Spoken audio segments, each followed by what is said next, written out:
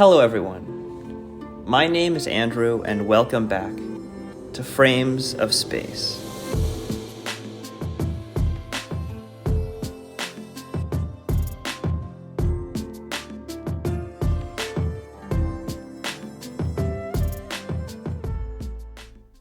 There's a piece of advice that I'm sure all of you have heard countless times, which is the idea that you should trust your gut. And to be fair, that gut has done a lot of heavy lifting for us. Millions of years of evolution have trained us to make quick, instinctive judgments about the world around us. Our intuition, it's how we dodge traffic, how we finish people's sentences, how we brush our teeth without staring in the mirror. It's fast, it's effortless, and in the right context, it works. But here's the thing. Not every context is the right one. And when it comes to politics, our intuition may not be doing us many favors. Now, you don't need me to tell you that populism has been on the rise, but what exactly is populism? Is it an ideology, a set of beliefs that people can rally around? Or is it more of a strategy, a way of doing politics that can be used by anyone, whether they're on the left, the right, or in between? This is a debate that's been raging among academics for years, and honestly, it's pretty hard to answer definitively. After all, populism comes in so many different flavors that it's honestly hard to pin down. But if it is a strategy, what is the strategy for? What's the secret sauce that makes populism so effective, especially in our modern world? My guest today is Joseph Heath, a philosopher at the University of Toronto and the author of a recent essay that's been making the rounds, one that argues that populism is better understood not in terms of content, but in terms of its psychological attitude. According to him, populism isn't just a strategy or an ideology. It is a cognitive style, one that aligns almost perfectly with the kinds of thinking that we are evolutionarily hardwired into. What Heath argues is that populism is better understood as an intuitive appeal, a way of speaking and framing ideas that privileges gut-level certainty over deliberation. And in a world where most political messaging gets flattened into a 15-second TikTok or a dunk on Twitter, that style does have serious advantage. This conversation goes deep, and we talk about many of the differences between intuitive thinking and analytical thinking. But the big question in all of this is, why are populists winning? Are they winning because they're wrong, or because they sound intuitive? And if it's the latter, what does that mean for people like us, and how we should communicate and consume content related to politics? Now here's my conversation with Joseph Heath. Hope you enjoy.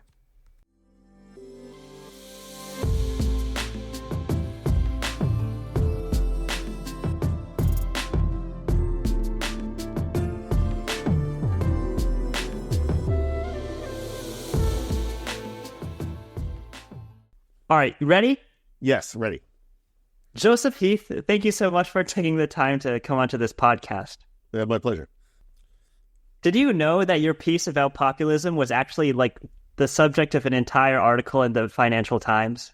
Yes, oh yeah, Tim Harford's piece. Yeah. That, yeah. So I'm gonna quote Tim Harford. The Canadian philosopher Joseph Heath recently published an essay making an intriguing argument. Maybe populism isn't a set of beliefs or even a set of tactics, but an appeal to a way of thinking. Specifically, populists stand for common sense and in opposition to the pretentious theories of the elites. I guess this is something that I really want to unpack with you, but I think first, maybe it would be important to sort of lay the groundwork by talking about how uncomfortable elites often feel as describing themselves as elite. Like, you know how a lot of the time people who advocate for left-wing or even just like center-left politics see themselves as like advocating on behalf of the people against like the people who are in power, and they don't want to acknowledge the fact that they're often the ones that are in power, like giving that kind of messaging. So do you think it might be important to sort of emphasize the distance between the elites' perceptions of themselves and the the actual perception of the elite by people who are actually like lower income and lower educated?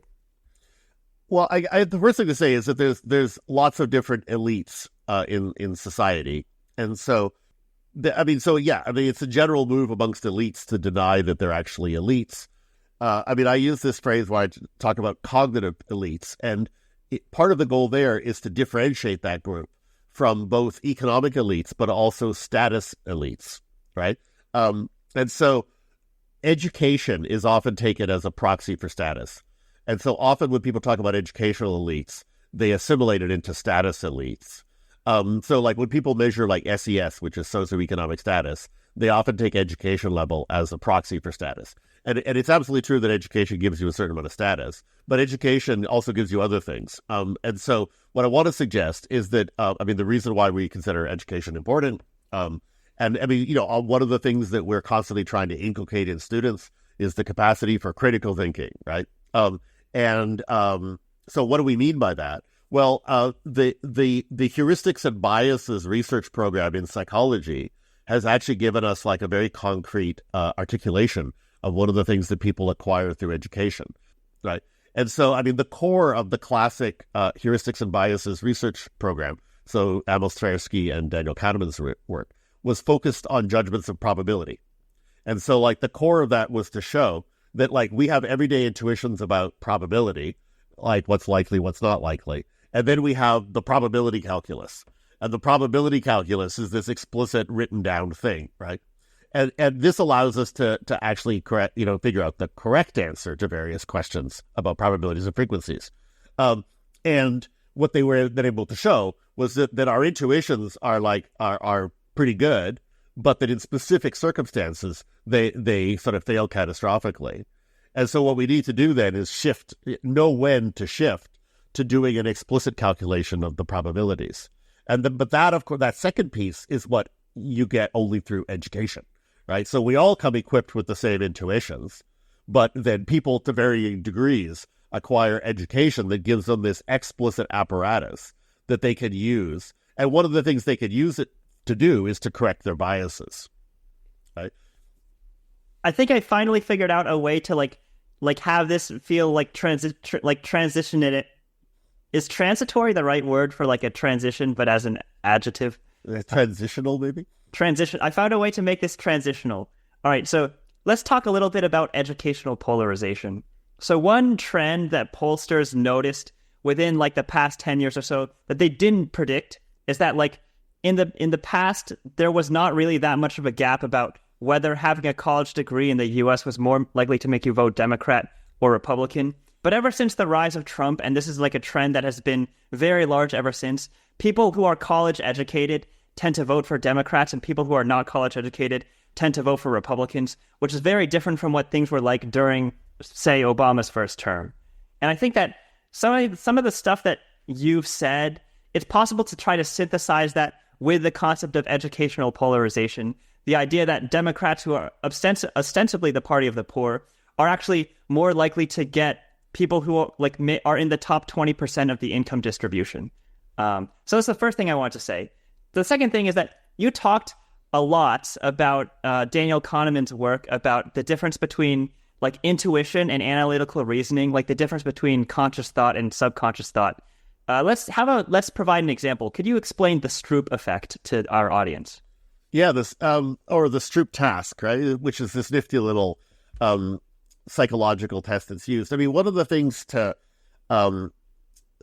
note about this tension between intuitive and analytical reasoning is that our capacities to correct our intuitions are dramatically limited.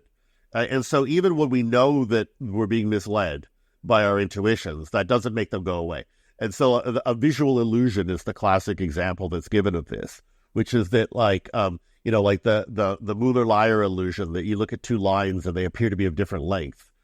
You could go and measure them and discover that they're of exactly the same length. But that doesn't stop your brain from telling you that they're of different length. So when you look at it, the illusion doesn't disappear from the fact that you've now seen through it. It continues to present itself to you. And so in order to impose upon it the correct answer, you have to actively inhibit the wrong answer, and your brain keeps feeding you that wrong answer. And so it's a structural feature then of this sort of dual process model that part of the reason that analytical reasoning is hard is that it involves this ongoing inhibition. So what the Stroop task does is it's like the most basic tool psychologists use to measure the demands made by inhibition. So what they do is they present you with a word that's printed in a particular color, and the task is to report the color in which the word is written, not what the word says. For the average sort of language user who is habituated to reading, your intuitive system primes you with the word meaning. And so in cases where the word says the same thing they start out by giving you the word green in a green font. Yeah, or the word red, but it's colored red. Yeah. Yeah, and then the response is instantaneous because you get primed with the word red, and the font is also red, so you simply report that. And then what they do is they simply mix it. So they'll give you the word blue in a red font. What happens is you get primed to say blue, and then you have to inhibit that and say red. And what's interesting about it then, other than you get a higher failure rate, is that there's a delay that gets introduced. Because you have to it's like a stop-go task where you get this go from intuition, and then you have to put the brakes on that and substitute an explicit response. It's a little bit like a simplified game of Simon Says. But one of the things that psychologists can use it for is to determine how developed people's capacity for inhibition and analytical reasoning is. Yeah, I know for sure that if I was given the Stroop test without knowing it, and then I saw a word where it said green but it was in the color red, it would take me a lot longer to figure out the right color than just a word that said the word red in a red font. Yeah, but what it's a really nice demonstration of, though, is the way in which analytic processing, following the explicit instruction that you've been given, is effortful because it often requires suppression of an underlying psychological propensity. And that's the model that then should be applied to thinking about populism and the way in which these psychological processes function politically as well, which is that some kinds of arguments are difficult to follow. They require effort. And if people are not willing or interested in making that effort, it's going to be extremely difficult to make that argument prevail in the public realm. What is the difference between how other people define populism and how you define populism? Well, so the two big camps on populism are whether it's an ideology or whether it's a strategy. And I am one of amongst those who thinks that it's a strategy, right? So at that point, I'm in agreement. And then the question is just what the strategy is. And a lot of people just are focused on the content of the strategy. It's a kind of communication strategy or something like that. Whereas, I think that it is, but that the crucial thing to understand is that it's a strategy that privileges intuitive or system one cognition over this more analytical system two style of cognition. And it's therefore an incredibly effective media strategy. It's been around for decades, right? But it's sort of picking up steam, right? But it's incredibly effective in a short-form media environment, because what the two central characteristics of the analytical system is that it's slow and it's effortful, and then the intuitive system has the opposite of being fast and easy, right? And so when you're in a media environment that favors fast and easy, then intuitively resonant messages are going to be far more effective, right? In advertising, in campaigning in general. There's one thing that I mentioned in a previous podcast, but I think I can mention it again here and it'll take on a new light. I do want to say that there's a difference between the fast and slow processing systems of the human brain. There's so many ways that you can characterize it. You can characterize it as system 1 and 2. Let's just characterize it as intuition and analytical reasoning so that we don't confuse the audience.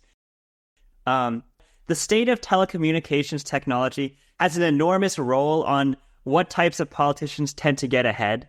For example, part of the reason why Barack Obama won the 2008 election in a landslide is because he was campaigning in an environment where the state of telecommunications technology was like cable or just regular computers or flip phones. It was it was a state of communications technology where access to understanding what people were saying was very widespread, but it was still like there was still a gap in terms of how long it took for you to turn on the cable television instead of just like reading like 15-second long tweets. And like, so even if it was a very quick and near instantaneous mode of communication, it was still a mode of communication that allowed for more of like the analytical style of thinking rather than the intuitive style of thinking. And I think that by contrast, Donald Trump is the type of politician where he started campaigning in a telecommunications environment that was dominated by places like Twitter and Blue Sky and social media and smartphones and all of these like communications technologies where we didn't realize it at the time, but they heavily favored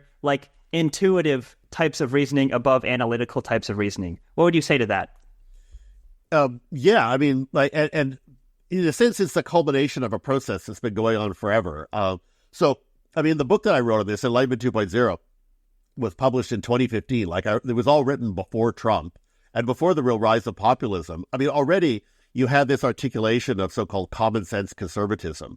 And that's what I was reacting to, was trying to understand what that is. But that was the culmination of trends that were largely predated social media, but they've been going on forever, right? So, like, I mean, the watershed moment for this, I mean, all of it is an illustration of Marshall McLuhan's phrase, the medium is the message, which I don't know, like everyone likes that phrase, but like people don't seem to take it seriously enough, right? Like, which is that the medium just has an incredibly powerful impact on the content of what's said, right? So, like, for example, I think like an incredibly underexplored thesis was the extent to which like wokeism and peak woke was a consequence of the use of Zoom and Slack. Right? Like Zoom and Slack and Twitter also. Yeah. Twitter to less extent. I think within organizations, like I think Slack is like a woke positive medium, right? Like a lot of it was like it encourages chilling effects to a larger extent. Is that what you think? It encourages a lot of effect. It encourages a kind of moral grandstanding and also makes it extremely difficult to stop people from engaging in moral grandstanding. I mean, yeah, like Twitter does that as well, right? But like, I think it's really striking that during the pandemic, when everybody went on to Zoom and Slack, you had this sort of like organizational craziness that started to blow over as soon as people went back to face-to-face communication. Now, the old-fashioned McLuhan analysis is just like who could possibly think that Slack is a neutral medium for creating a complex organization, right? Like, it's going to give rise to, like, massive effects on the structure of bureaucracies, not all of which are going to be positive, right? So, I mean, this basic McLuhan point, I mean, the high water mark for this, like, and the best example of it in affecting politics was the debate between John F. Kennedy and Richard Nixon, which occurred before I was even born, right? But that, in a sense, this shows how far back this goes, because Nixon did not have a fresh shave and chose not to wear makeup because he was a man of his age, right? And Kennedy, as the new style politician, looked impeccable and was wearing makeup and had a fresh shave, right? And what was striking about it was that, in a sense, like that was all that viewers saw, was the fact that Nixon looked like this kind of like shady character, like you know, in part because of just how he looked, right? Like, and Kennedy was this like glowing Camelot, fresh-faced young man, right? And at the time, like strategists hadn't realized that because this was the first TV debate, right? And so people have been doing only radio debates, and so the content of what was said, people's voices, was like 95% of the message.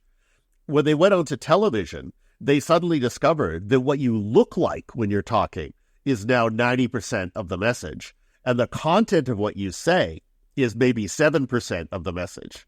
And so the content of what Nixon was saying was obliterated by his physical appearance, right? And everyone was like, oh my God, right? Like, so you have to do television in a completely different way than the way you did radio. All right. So that even within television, there's been enormous evolution. So another like watershed moment in television was the invention of the close-up, right? So like it used to be when they televised these things, the camera was in the same position as the audience. And then after a while, in the late 60s, television producers discovered that you could do these tight close-ups on people's faces while they were speaking. And initially that there was kind of a taboo on doing this, but once a couple TV programs started doing it, everybody started doing it, right?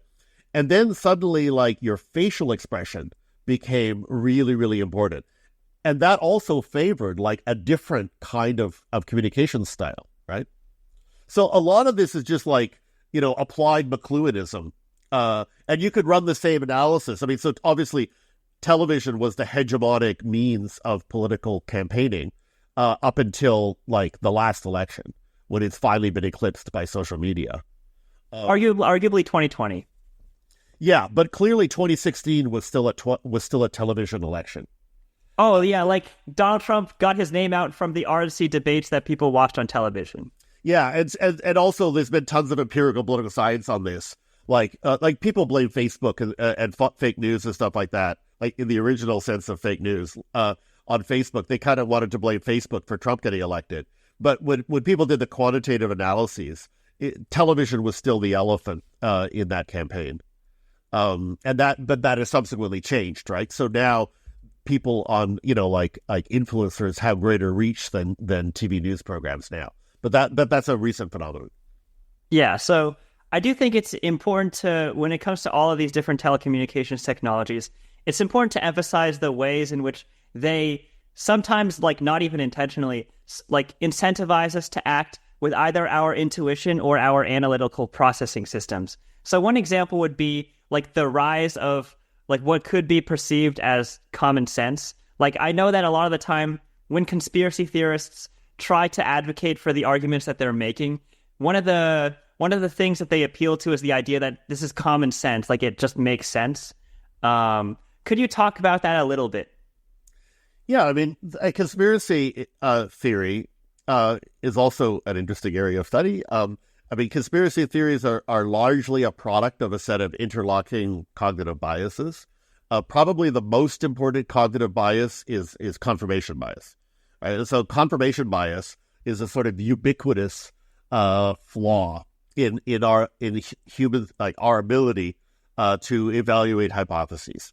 And the best sort of illustration of confirmation bias, there's a psychologist named Peter Wason who was extremely clever at developing tests that all of us will fail. And so one of the tests that he invented is the so-called 2-4-6 test, which you may have encountered, but if not, you can actually, there's tons of YouTube videos of people going up to strangers and giving them the 2-4-6 test, right? So the idea is the following, which is that I'm thinking of a rule, like an algorithm that generates a set of 3 numbers, and you have to try to guess my rule. And I'll give you 3 clues. So I'm going to give you a set of 3 numbers, and you have to guess what the rule is that generated it. And the clues are, you can give me a set of 3 numbers, and I'll tell you yes or no whether or not they are an instance of my rule. So that's the setup. And you go, and so the YouTubes are all like, you go up to strangers on the street and you give them this whole thing, right? And you say, okay, here's my first example, 2-4-6. Try to guess the rule, right? I do this with my students all the time. And then the first thing people do typically is they say, oh, I don't know, like 8, 10, 12. And then you say, yes, that is an instance of the rule. And then someone clever will be like, oh, maybe they don't have to be even. So they'll go, how about 1, 3, 5? And you say, yes, that is an instance of the rule. And then at that point, most people are like, okay, I got it, right? I know what the rule is. They don't even need the third guess, right? And so then you say, okay, what's the rule? And they say, okay, well, it's like, 3 numbers going up by 2. And then you say, no, that's not the rule. And then you say, well, like, what is the rule? And then the answer is, the rule is any 3 numbers where the second is larger than the first and the third is larger than the second. So, for example, 1, 569, 10,043 is also an instance of the rule. Or 3, 10, 11 is another instance of It's also an instance of the rule, right? And then people are like, oh, wow, I never thought of that. Right? And then so what it illustrates is that what you're trying to formulate an hypothesis, right? What is the rule? And you're asked to find, you're given 3 free data points. You just have to ask and you'll get given the data, right? And what happens is everybody tries to guess correctly. So they look for confirmation. So they put out an hypothesis trying to elicit a yes, but that almost nobody ever tries to elicit a no. Right? Nobody ever tests the negative. So they don't think, okay, well, what if I'm wrong? Then what would be a guess that would prove that? Right? And so in particular, nobody ever guesses a descending sequence of it. No, when I say nobody, like most people, I've actually, in my 15 years of doing this test, I've actually once had a person one time guess like 5, 3, 1. Right? Is that an instance of the rule?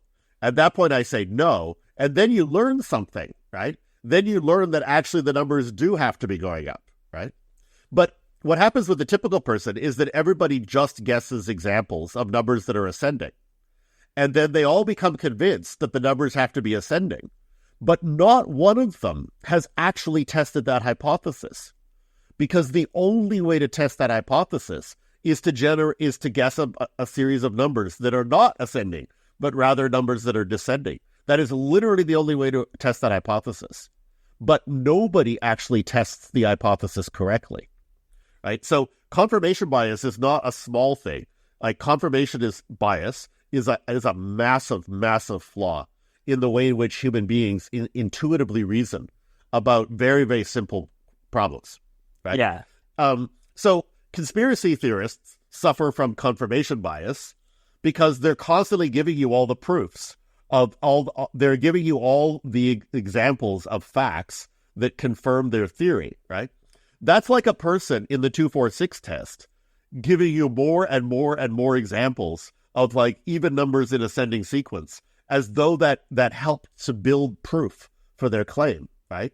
But what's going on, I mean, and so the 2-4-6 test gives you a clear understanding of how you could pile up hundreds of examples of things that satisfy the rule, and yet none of it has any value whatsoever at actually building confidence in that hypothesis, right? Because you're simply not, testing the hypothesis the way it needs to be tested, which is by guessing something that would be false, right? So what's happening with conspiracy theorists is that they simply fail to understand how the accumulation of positive hits could fail to make their thesis more plausible. Right? The blind sight is not being able to see that they have to go looking for the negative hits, right? And then disconfirm those. So anyhow, whatever. I mean, conspiracy theory is just an artifact of human bias. And if you're thinking intuitively, you can get stuck in it. That's why it's called a rabbit hole, right? Is because people spend all their time sifting all this data without actually ever looking at this vast domain of facts that would also be necessary to prove in order to establish the hypothesis. And so that's why, analytical cognition, that's why we have the scientific method, right? That's why in statistics we get taught about what's needed to eliminate the null hypothesis and so on. Like people get taught these formal methods that they have to use, right? And that never becomes natural to us, right? We always have to go through this highly artificial process of writing down and explicitly articulating the possible hypotheses, and then figuring out what's required to rule out and rule in the correct one. One piece of advice that people often get throughout their lives is the idea that they should trust their gut, trust what their intuition is telling them. Do you think that they're wrong? Do you think people should trust their gut less often? The rule of thumb I have for this is that your gut, right, or your intuition are systems that are largely, the most important ones are evolutionarily archaic. And as a result, they're a product of the environment of evolutionary adaptation. Oh, it's like how sometimes racial stereotypes are a product of intuition, like our own intuition. Well, actually, there's a big argument about that because, of course, in the environment of evolutionary adaptation, we were not exposed to racial difference. However, there are intuitions around strangers, right? So in the environment of evolutionary adaptation, the difference between someone you know and recognize and a stranger is a very powerful and salient difference. And one can see that in studying very, very young children, that they react differently to people who are, for example, speak the same language as their primary caregiver versus somebody who doesn't speak the same language as their primary caregiver. 6-month-olds can tell the difference, right? So, like, there are in-group, out-group distinctions that can be recruited to line up with racial differences that are going to be an important part of our intuitive psychology. But it's just important to recognize that, like, in the environment of evolutionary adaptation, you had males and females, you had strangers and members of my community, and so on. Like those, you had old people and young people, right? Okay, so basically, like our own evolutionary traits, maybe our intuition gives us ideas about like in-group, out-group differences. So maybe, maybe gender stereotypes would be a better example of like something that is a product of our evolutionary processing that becomes our intuition. Yeah, and so the rule of thumb, I mean, so there's intuitions that have been studied extensively by psychologists, and we have a pretty good sense of what they're good at and what they're bad at, and when they have flaws. And so and we know that. I mean, think back to like Malcolm Gladwell's book Blink, which was basically about this same stuff, right? Where Blink is this sort of rapid intuitive cognition, and that book was kind of like it was a little bit confused, but it's worth reading because the thesis of the book is kind of like rapid cognition. Sometimes it's awesome, but sometimes it's not awesome, right?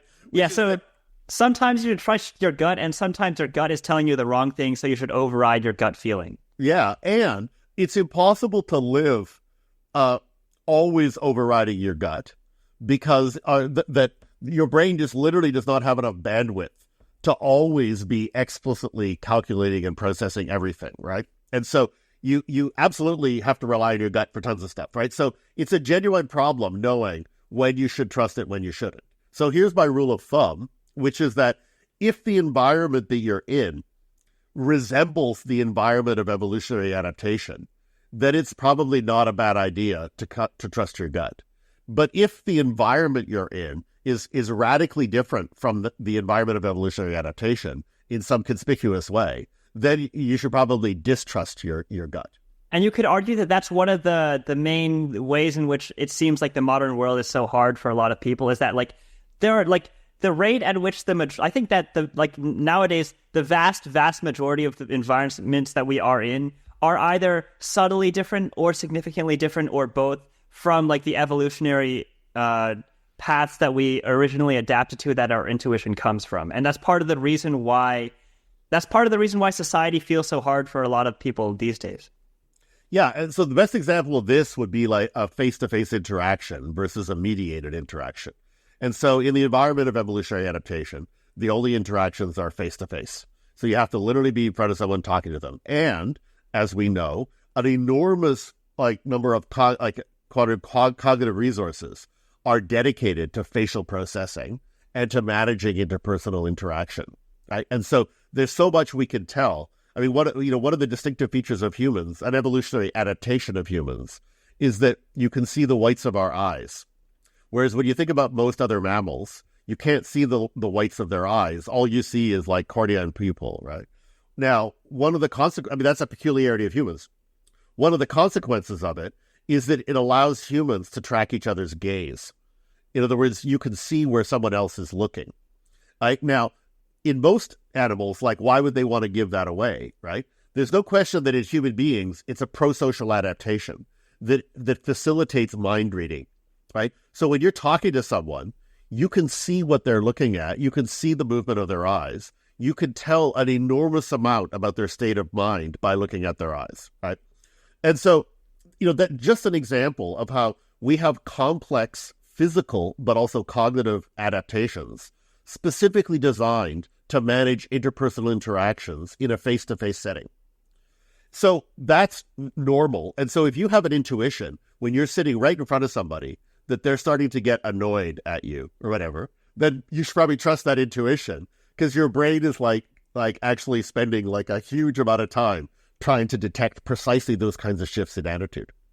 Then you shift that to like a mediated interaction, where, for example, say you can't see the person, right? Now, so, I mean, your listeners may not know this, but we're doing this over Zoom.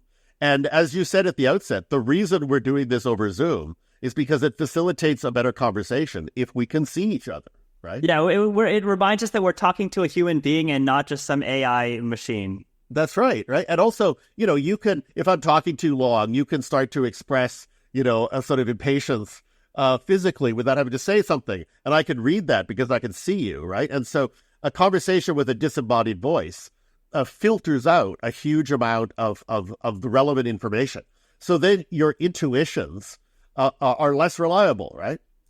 And then at the extreme of this, right? Like I see, like kids these days, like you go on Reddit and people are like posting these text chats where they're like, I had a fight with my boyfriend, am I the asshole? And they give like a text chat. I'm like, you're having a fight with your boyfriend over text? Like that's 10 times crazier than having it over the phone, right? Which is like a disembodied voice. And how you having it over the phone is 10 times crazier than having it in person in the same room as them. Well, it's like no wonder people like have bad personal relationships, right? Like when you're face to face, you are in an incredibly rich environment that your brain is fully exploiting, all of the information present.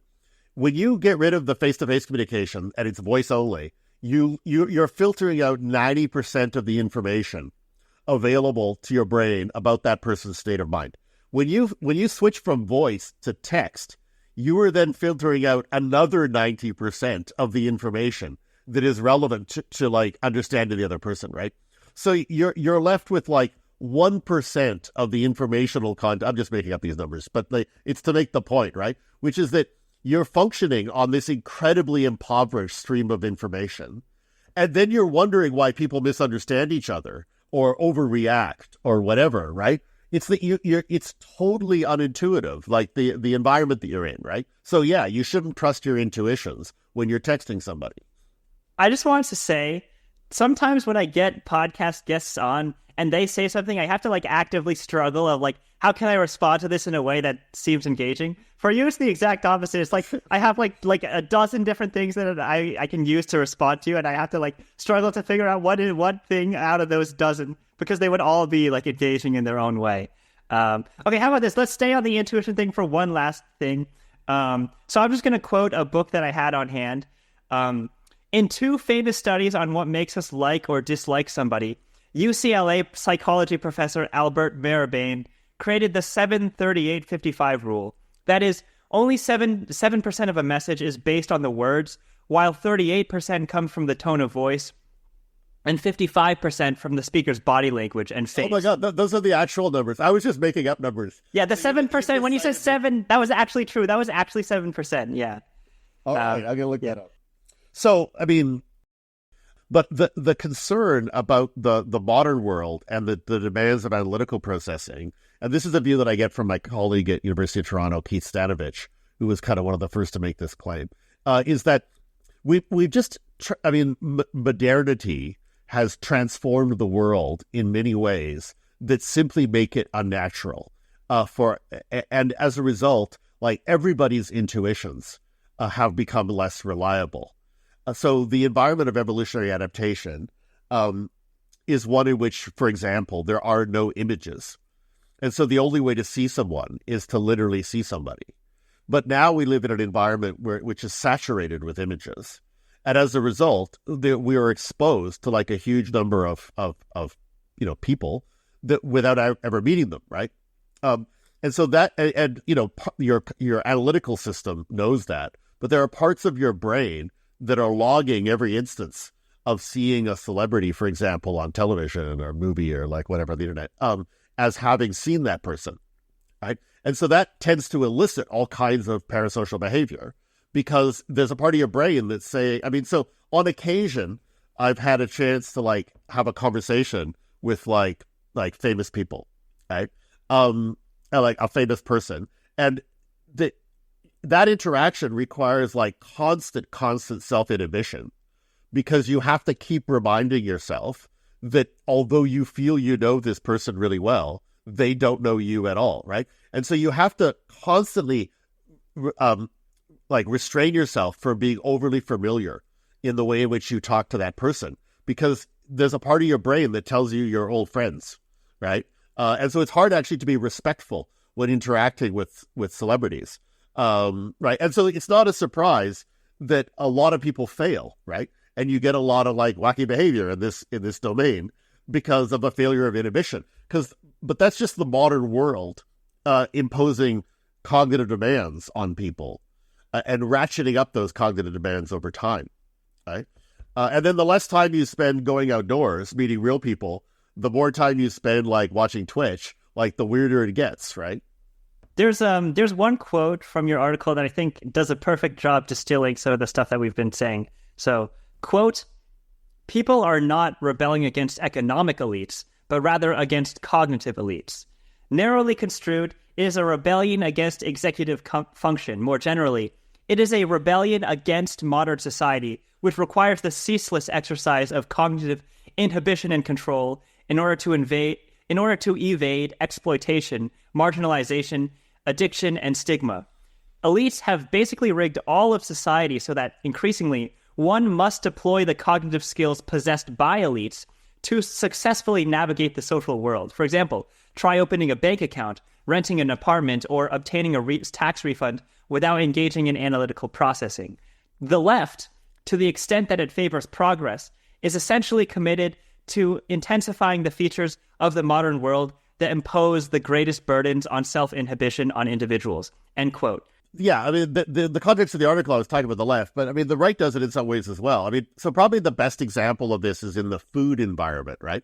So the food environment is a change that has occurred that has made people's intuitions increasingly unreliable, right? And so because why? Our intuitions are very rough and ready. So, for example, there was almost no sugar available in the environment of evolutionary adaptation. And so the intuition we have on that is like, eat as much of it as you can, right? Sugar and fat, right? Is if you've got it, like gorge. And in the environment of evolutionary adaptation, that was a good enough heuristic. But in the modern world, obviously, that leads to like ill health and obesity and so forth, right? So there's a general problem with the current food environment, which is that like, so you're not supposed to eat more than 2,000 to 2,500 calories a day, right? It's incredibly easy to eat that, like to eat more than your daily allocation by 10 o'clock in the morning, right? So the initial policy response to that was to have mandatory labeling of calories. So to force all these restaurants to put like the calorie count on the menu. And then people did some studies of that to see whether or not it was effective.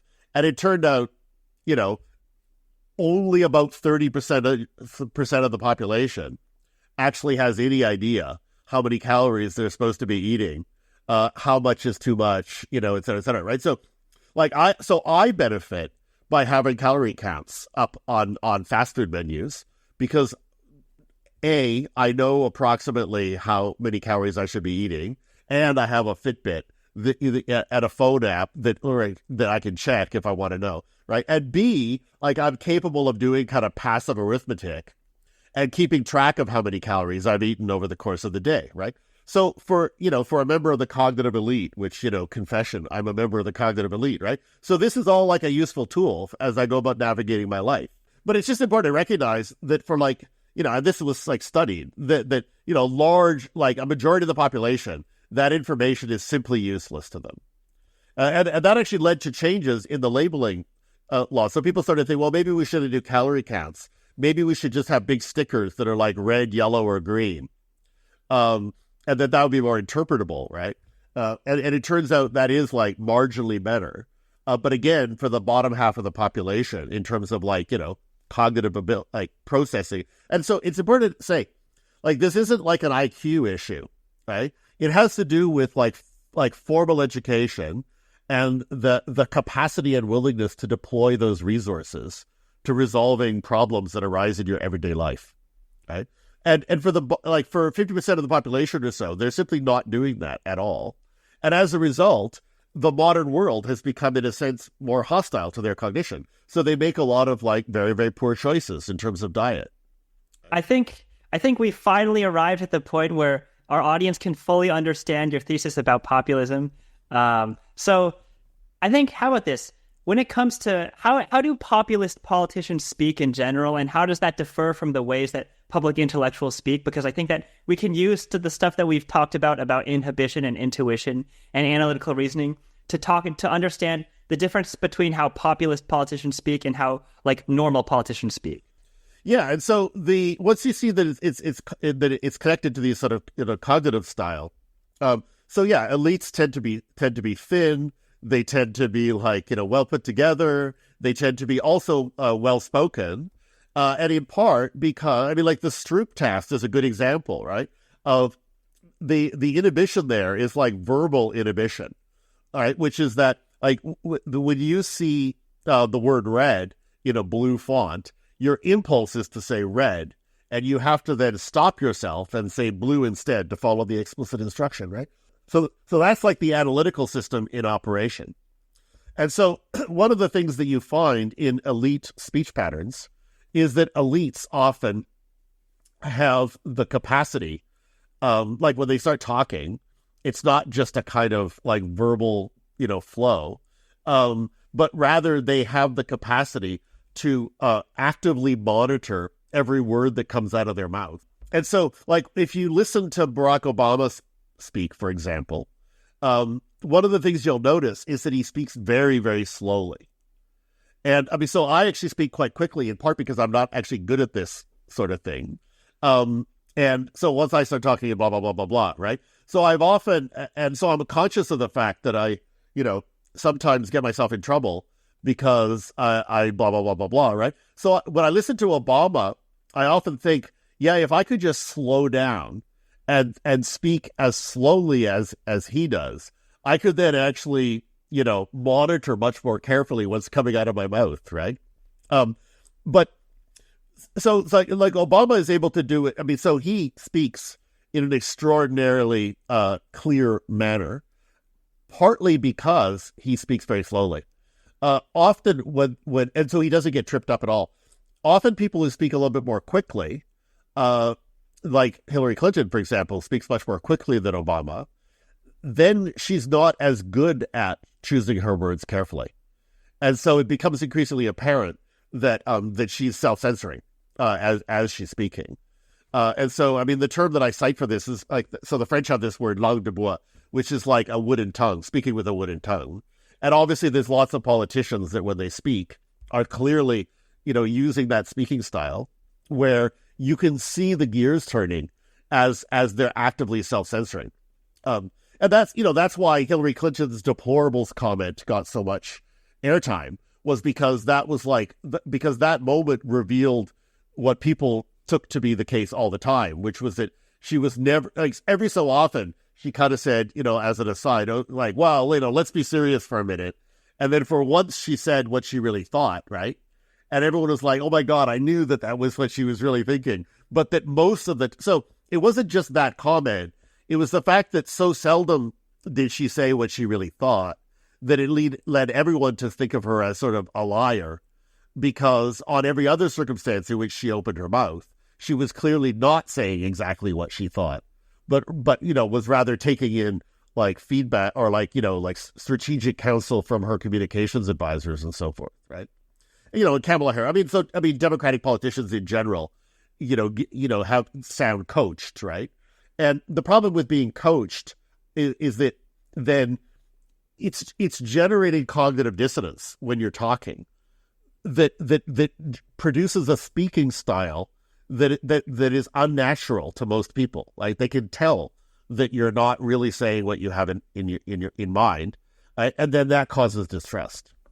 And this is part of the reason why maybe working class voters gravitated towards Trump to a greater extent. They would, like, from their perspective, they would say he says what he means, and that's what differentiates him from other politicians. They would believe that. Yeah, that's a common feature of populist politicians, is that they're very disinhibited. And Trump is clearly verbally disinhibited. And so that's why, I mean, people express astonishment that people think Trump is honest or something like that, where it's, when you listen to him, it's obvious why people think he's honest, right? Because he has no guile, in the sense that, like, what he says is clearly exactly what's in his mind. But the left accentuates that by making fun of him, right? So they make fun of the fact that he's blithering, right? But in so doing, they're constantly drawing attention to one of his major electoral assets, right? So, I mean, the same way, like, he went and did that Photoshop in a McDonald's, right, during the electoral campaign. And again, the left piled on it and said, oh, look at this idiot. he's never worked a day in his life in a McDonald's, whereas Kamala Harris has, right?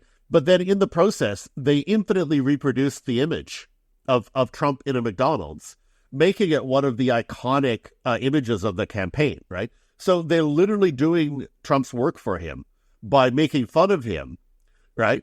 They do exactly the same thing about his speaking style. They make fun of him for blithering on, right? When that's in fact one of the major reasons that people are voting for him, right?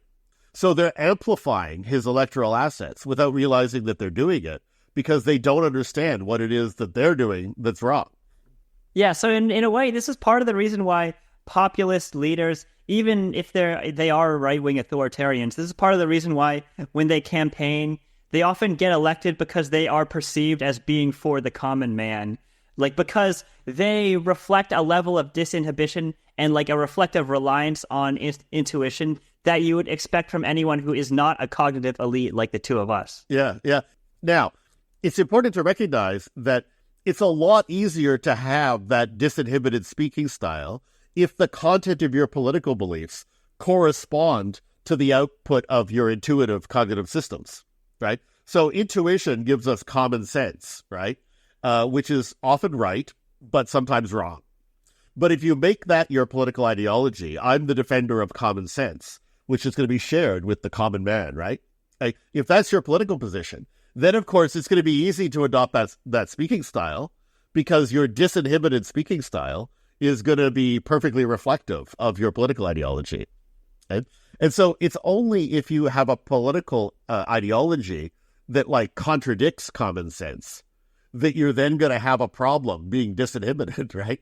Because you're going to have a bunch of official beliefs that actually require a bit more care and attention to explain, right? So you're not going to be able to just blither, right? Like so, what do we need to do to resolve the problem of global climate change? You actually have to be a bit careful in how you articulate that.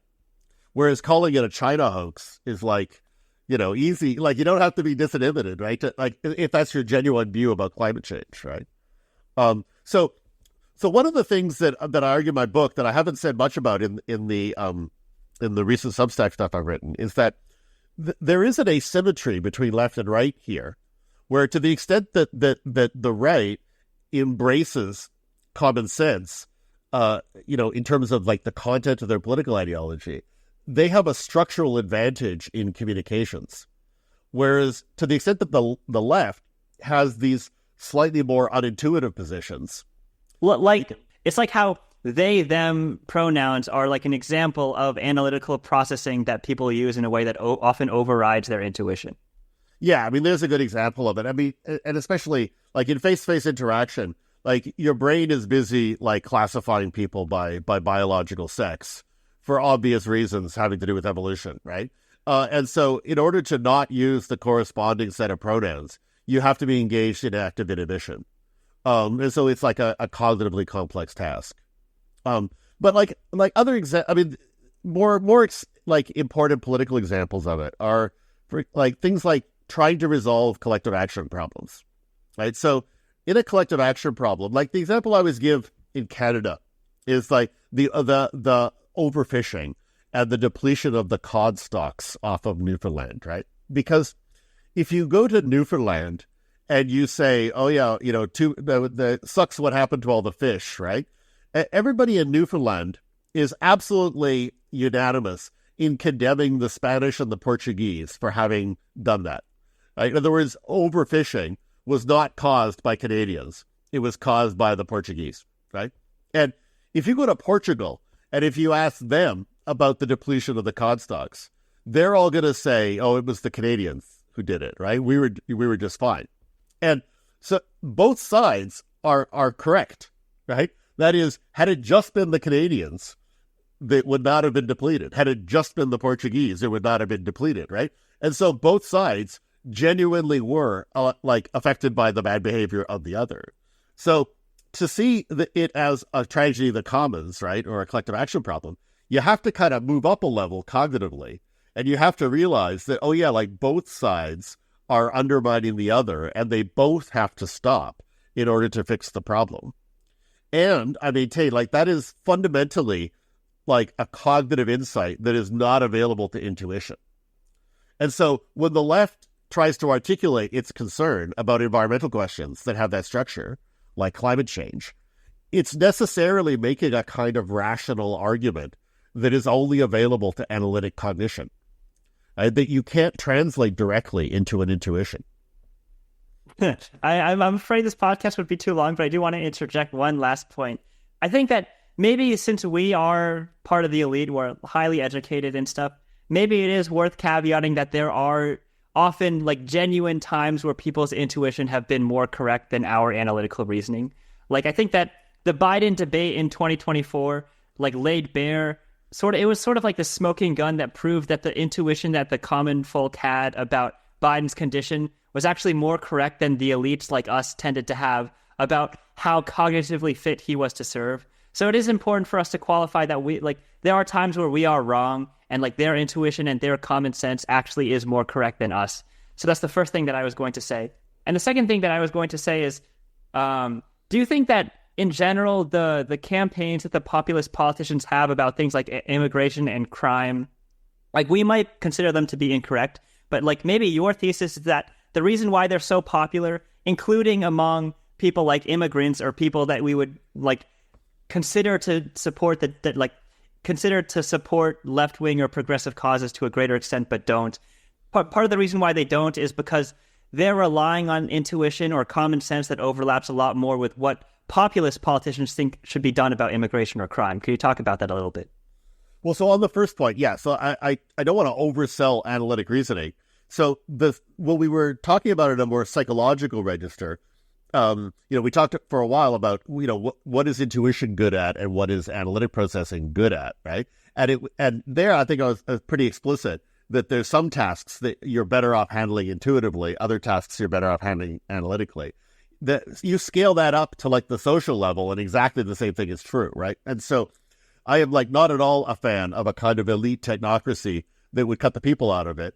It's often an incredibly useful corrective to, elites can get like wrapped up in all kinds of like entirely esoteric, otherworldly commitments where like common sense is like an incredibly important corrective to all of that, right? And so the same thing that applies at the individual psychological level applies at the social level as well. There are some domains in which are like we have incredibly weak analytic theories.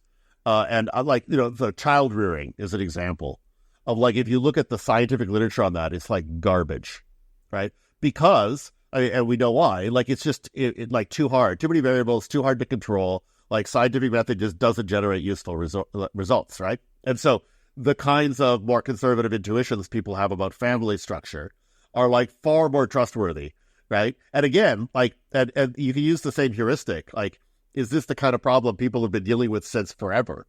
If so, there's a good reason to maybe trust common sense on it, versus like, what is the quality of our scientific studies on it? And then, whatever. So, yeah. So I don't want to sound like I'm just a stand for like, elites on these questions. It's a matter of appropriate balance between the two. All right. So that's the first caveat. Yeah. So like, I don't think elites should just be like winning all the time.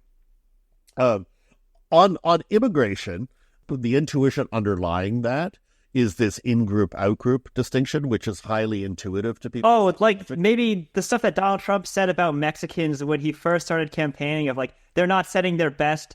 They're like stealing our jobs. They're like criminals. They're rapists. And some, I assume, are good people. Maybe that fit people's intuition a lot more than we would normally assume in terms of in-group, out-group differences. Yeah. I mean, it's a complex issue, the way which people have reacted to that. I mean, I think, like in the United States specifically, the word racism, I think, has largely outlived its usefulness, because at least 6 or 7 different things get categorized under that label. That the problem is that of these different things that go on under that label, many of them are psychologically quite different from each other. And so if someone is deploying a particular kind of intuition and you want to fight back against that, it's going to be like a different set of resources you're going to have to use depending upon like what's being triggered, right? So like if it's xenophobia, right? That's not the same thing as racism, although it's under the same general umbrella, like, and they're often indistinguishable from one another, right? But xenophobia is like a distinctive thing, right? But there's also, by the way, like in the immigration debates, there's hostility towards outsiders, but there's also a distinct psychological interest in control of the border, right? And again, a lot of people like don't respect that distinction. They assume that a concern about immigration has to be a dislike for the people, but sometimes there is a dislike for the people, but there's a concern about control, and people can have one or the other, and it's important to know which one is being activated, right? And so with the Biden administration, there was clearly a concern about control that was not necessarily hostility towards the actual migrants. So whatever. I mean, I just think that all of this stuff has complex psychological underpinnings. So we'll say, oh yeah, Trump is pushing people's buttons, which is absolutely true. But then it seems to me the correct thing to do is to double down and try to figure out what are the specific buttons that he's pushing, right? In order to then respond to that, right? Whereas a lot of the response is kind of like, instead of looking at the buttons, it's looking at the whole control panel and saying like, yeah, he's like, like we can't go anywhere near this control panel, right? Yeah, like don't talk about immigration. Yeah. Or I mean, and so you have on the one hand, Republicans who are like constantly hitting this point about legality and illegality, about illegal migration and about citizenship. And then you have a certain constituency on the left in America who insists that it has to be about race, right? So no, it's not about their legal status. It's because they're brown, right?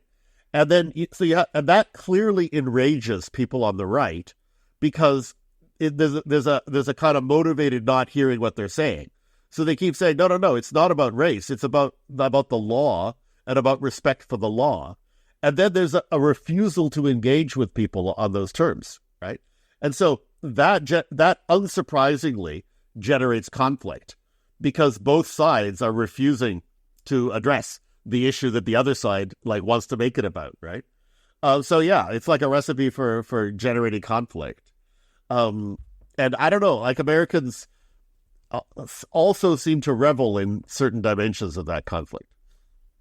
Oh, okay. So we spent over an hour now just like painting a very, very wide and very, very broad canvas for the audience to understand how populism has some of its own roots in human psychology and the nature of intuition.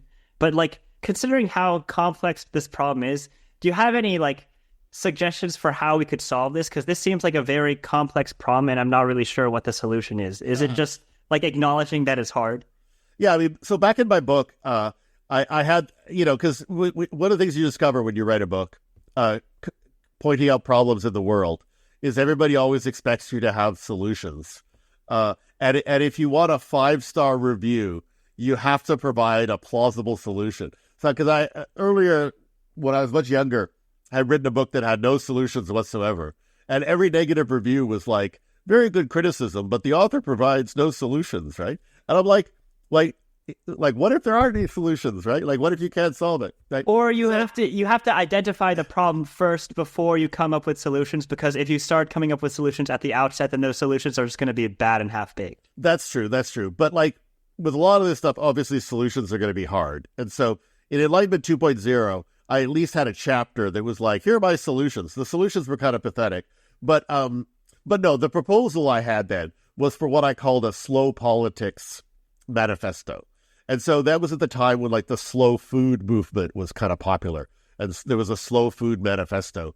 So my slow politics manifesto was actually kind of an imitation of the slow food manifesto. But the idea was that speed is the enemy of reason.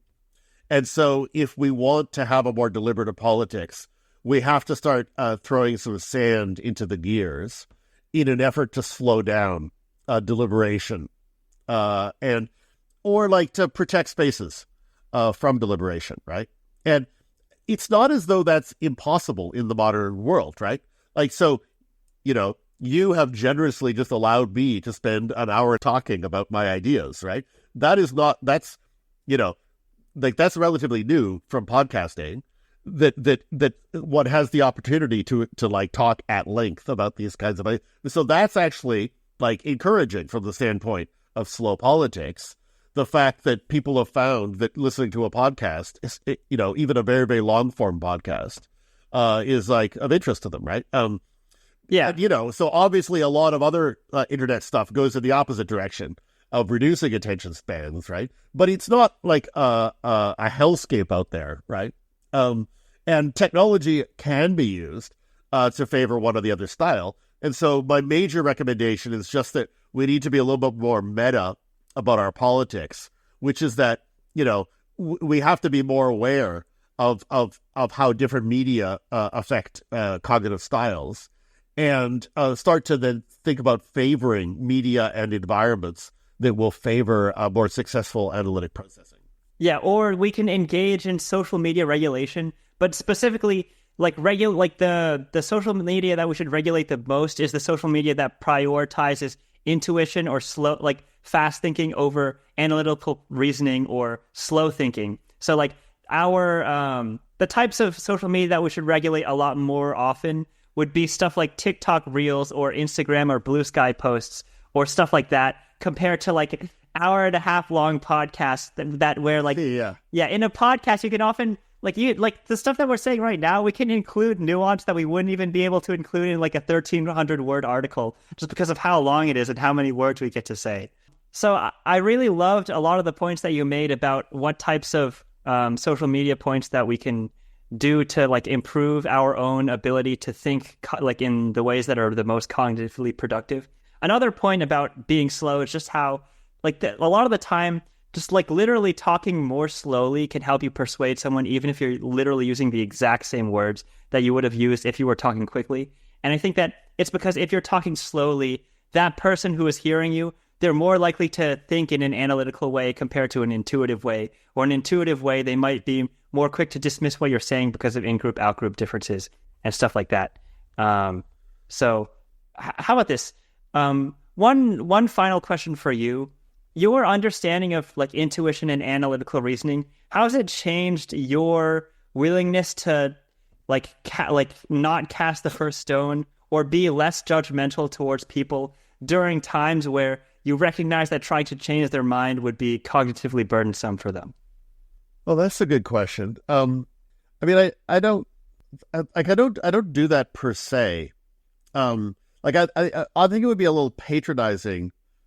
Yeah, although it's tricky. It would be patronizing to be like, while talking to somebody, aware of how burdensome, and making allowances for how burdensome, one's argument is on the other person. I mean, on the other hand, when doing sort of public communications, one's inevitably doing that, right? So yeah, I guess it's just the thought of doing it explicitly makes me nervous because it feels patronizing, right?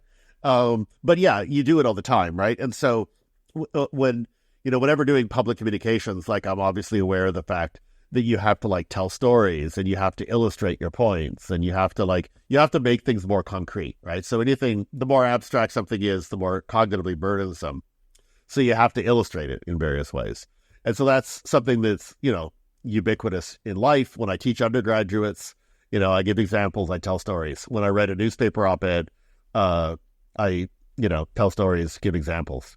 And so, yeah, I mean, like having a sense of how burdensome your presentation is an essential feature of communication. So yes, I do that all the time. I guess it just makes me nervous describing it that way. Okay, maybe this is the true final question. Like you've unlocked a bonus level in the video game that you've been playing. When it comes to our audience members, let's assume that they are genuinely curious and understanding how a lot of these like cognitive burdens that we try to impose on people makes it harder for them to like understand politics in a good faith way. What would you recommend for like, what are the exact forms of communications technology that prize good faith communication or like the better forms of analytical reasoning over the worst forms? And what are some ways that you would recommend that they consume them more often? I mean, not to pander, but I think podcasting is actually very good. I mean, the podcasting sort of takes over a position that radio used to occupy. And, there's actually lots of, I mean, I'm actually not a media theorist. There's lots of, enormous amounts have been written on media theory, trying to understand why different media have the effects they have, right? So one of the things about radio is that it's often described as being very intimate. And people develop very sort of like a sense of intimacy with voices consistently on the radio. And one of the reasons for that, or the speculation on this, is that when you're busy kind of doing something like cooking, you're chopping onions or whatever, you're listening to the radio, then it's easy to kind of lose track of your own train of thought versus like the person speaking. And therefore, that's the speculation is that that's what generates that sense of intimacy. And I think that listening to a podcast is very similar. So I only tend to listen to podcasts when I'm driving in the car or when I can concentrate. I don't do it when I'm doing other things that require attention. But I think also just listening to people for a long period of time tends to also sometimes generate that sense of intimacy. And following someone else's train of thought then in a long form is conducive to analytic processing. Depending on the nature of the beast, right? Like obviously like right-wing talk radio is not doing the same kind of encouraging analytic thought. But anyhow, so I do think, even though I complain about how voice only strains out a huge amount of information, there is a sense in which listening to voice bears a kind of structural similarity to one's own thought that I think might make it sort of productive. Joseph, Heath, thank you so much for taking the time to come onto this podcast. I really enjoyed it. It's been a pleasure. Thanks a lot. Thank you for listening. If you enjoyed this episode and would like to hear more, make sure to follow this podcast on Spotify, Apple Podcasts, or anywhere else that you get your podcasts from. Until next time, goodbye.